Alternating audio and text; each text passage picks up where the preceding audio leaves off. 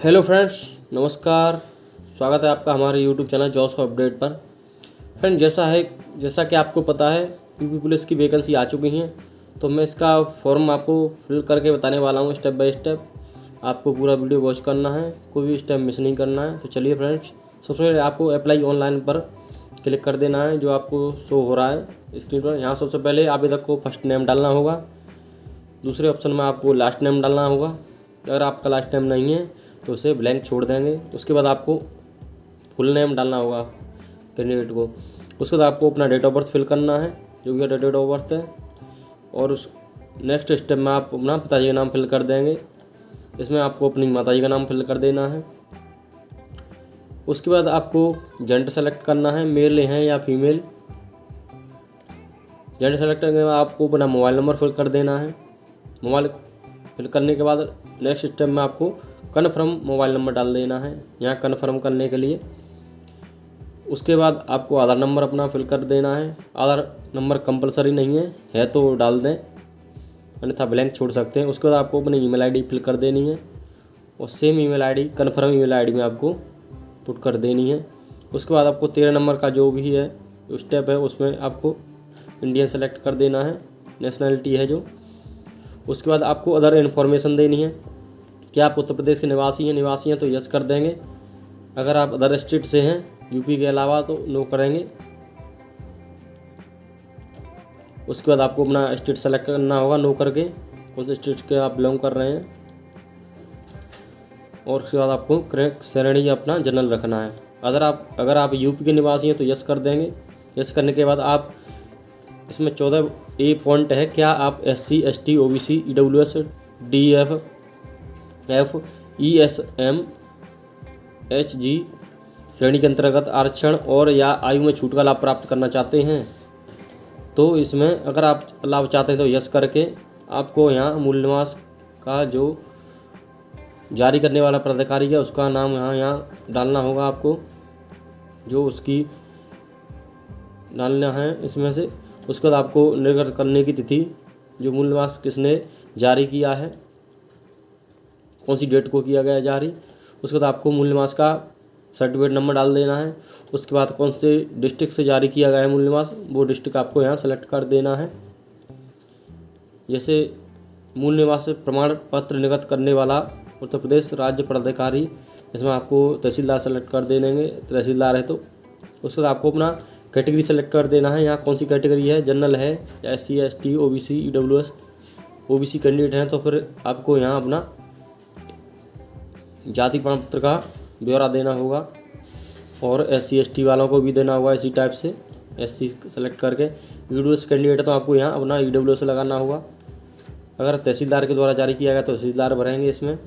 उसके बाद आपको EWS का जो भी जारी करने की तारीख है, और यहाँ आपको सर्टिफिकेट नंबर डाल देना है, और श्रेणी आवेदन संख्या कैटेगरी एप्लीकेशन नंबर डाल देना है। EWS का नहीं है तो ये कंपलसरी नहीं है, इसे ब्लैंक छोड़ देंगे। उसके बाद आपको थोड़ा नीचे आना है, यहाँ ऑप्शन दे रहा है 16 पॉइंट, क्या आप स्वतंत्रता सेनानी के आश्रित हैं तो यस करेंगे, अन्यथा नो कर देंगे। नेक्स्ट 17 ऑप्शन है, क्या आप उत्तर प्रदेश राज्य सरकार के कर्मचारी हैं और आपके पास आवश्यक प्रमाण पत्र हैं तो यस करके जो भी डिटेल है वो आप यहाँ भर देंगे, अन्यथा नो पर क्लिक कर देंगे। क्या आप अपने होमगार्ड में न्यूनतम 3 वर्ष की सेवा की है तो यस करेंगे। उसके बाद आपको यहाँ डिटेल देनी होगी, अन्यथा नो पर क्लिक कर देंगे। उसके बाद 19 ऑप्शन है आपके सामने, क्या आप भूतपूर्व सैनिक हैं तो यस कर देंगे। उसके बाद आपको सैनिक जो भी हैं आप डिस्चार्ज सर्टिफिकेट करने वाला प्राधिकारी ये डिटेल मांगेगी, वो आपको यहाँ भरनी होगी, नहीं है तो नो पर क्लिक कर देंगे। उसके बाद आपको अपना एजुकेशनल क्वालिफिकेशन के बारे में आपको स्पष्ट डिटेल भरनी होगी। सबसे पहले आपको हाई स्कूल का बोर्ड भरना होगा। इस टाइप से आपको, अगर आप यूपी बोर्ड से आपने 10th किया है तो यूपी बोर्ड की डिटेल भर देंगे, और कौन से ईयर में किया है वो ईयर आपको यहाँ भर देनी है। उसके बाद परिणाम की स्थिति भर देनी है आपको, रिजल्ट पास है या पास। उसके बाद अपना रोल नंबर भर देना है इसमें। उसके बाद आपको सर्टिफिकेट नंबर या मार्कशीट सीरियल नंबर यहाँ आपको डाल देना है। उसके बाद आप 21 नंबर पॉइंट पर आ जाएंगे, यहाँ इंटरमीडिएट की डिटेल यानी 12th की डिटेल आपको भरनी है। अगर आपने 12th यूपी बोर्ड से किया तो यूपी बोर्ड भर देंगे, अन्यथा किसी दूसरी बोर्ड से किया तो उस बोर्ड का नाम भर देंगे। उसके बाद आपको यहाँ उत्तीर्ण करने का महीना और वर्ष भर देना है। उसके बाद आपको रिजल्ट स्टेटस पास डाल देना है, यहाँ रोल नंबर भर देना है 12th का। उसके बाद आपको मार्कशीट का सीरियल नंबर या सर्टिफिकेट नंबर 12th का डाल देना है। उसके बाद आपको प्रेफरेंशियल क्वालिफिकेशन अधिमानी अर्हताएँ पूछी जाएंगी। उसके बाद 22 नंबर का पॉइंट है, क्या आपने डोएक नाइल्ट में कंप्यूटर में ओ लेवल प्रमाण पत्र प्राप्त किया है तो यस कर देंगे। उसके बाद आपको प्रमाण पत्र डिटेल डालनी होंगी, नहीं किया है तो नो पर क्लिक कर देंगे। क्या आपने 2 साल की न्यूनतम अवधि के लिए प्रादेशिक सेना में काम किया है तो यस करेंगे, अन्यथा नो पर क्लिक कर देंगे। क्या आपने एनसीसी का भी प्रमाण पत्र प्राप्त किया है, अगर आपके पास एनसीसी भी सर्टिफिकेट है तो इसमें आप अपना एनसीसी का भी सर्टिफिकेट लगा सकते हैं, यस करके उसके बाद सर्टिफिकेट की आपको डिटेल डालनी होंगी, नहीं है तो नो पर क्लिक कर देंगे। और लास्ट में ऑप्शन आता है आपका एड्रेस में आपको अपना एड्रेस बिल्कुल जो आपके डॉक्यूमेंट में दर्ज है वो आपको यहाँ भर देना है। अगर आप गांव के निवासी हैं तो विलेज भर देंगे, शहर के हैं तो आपको शहर का जो भी नंबर है या कोई गली का नंबर है वो डाल देंगे। और उसके बाद जो डॉक्यूमेंट डिटेल है वो सारी आपको यहाँ कस्बा सिटी भर देना है। और उसके बाद आपको अपना राज्य सेलेक्ट कर लेना है, कौन सा राज्य है। उसके बाद डिस्ट्रिक्ट सेलेक्ट करना है आपको। उसके बाद आपको पिन कोड अपना यहाँ भर देना है 6 अंकों का। और सेम सारा एड्रेस भरने के बाद आपको यहाँ अगर आपका सेम स्थायी पता परमानेंट एड्रेस करस्पोंडेंस एड्रेस के समान है तो यहाँ आपको टिक कर देना है। टिक करने के बाद आपको प्रीव्यू एंड सबमिट पर क्लिक करना होगा। उसके बाद फ्रेंड्स आपको पूरा डिटेल चेक कर लेना है एक बार, कोई मिस्टेक तो नहीं हो गया फॉर्म में। सारी डिटेल आपको एक बार वेरीफाई कर लेनी है पूरी। प्रीव्यू और सबमिट पर क्लिक करने के बाद आपके सामने सारी डिटेल आपको शो हो जाएंगी जो आपको डिटेल इसमें फिल की हैं। उसके बाद आपको डिक्लेरेशन में आना है, यहाँ आपको बन करके सारा पढ़ लेना है। और उसके बाद सही ऑप्शन पर आपको टिक कर देना है। टिक करने के बाद आपको सब लास्ट में अपना कैप्चा फिल करना है।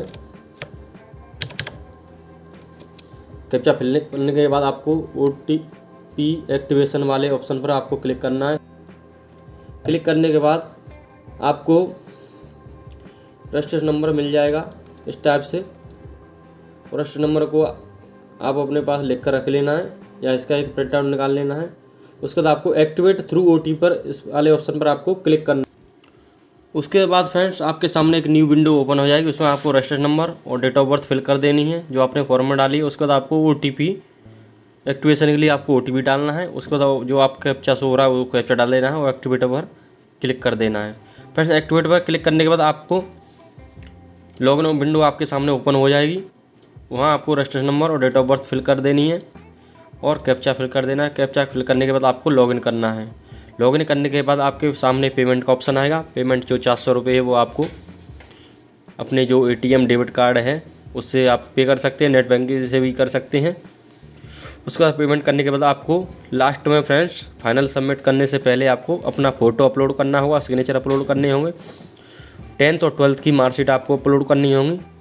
और आप अगर OBC से बिलोंग करते हैं तो आपको कास्ट सर्टिफिकेट और SC ST वालों को भी कास्ट सर्टिफिकेट और EWS कैंडिडेट को अपना EWS प्रमाण पत्र और मूल निवास आपको सभी कैंडिडेट को अप्लाई करने के लिए अपलोड करने होंगे। फ्रेंड्स इसी वीडियो में मुझे आपको इतना ही बताना था। वीडियो अच्छी लगी तो लाइक करें, दोस्तों को शेयर करें और फ्रेंड्स चैनल को सब्सक्राइब करें। बहुत बहुत धन्यवाद।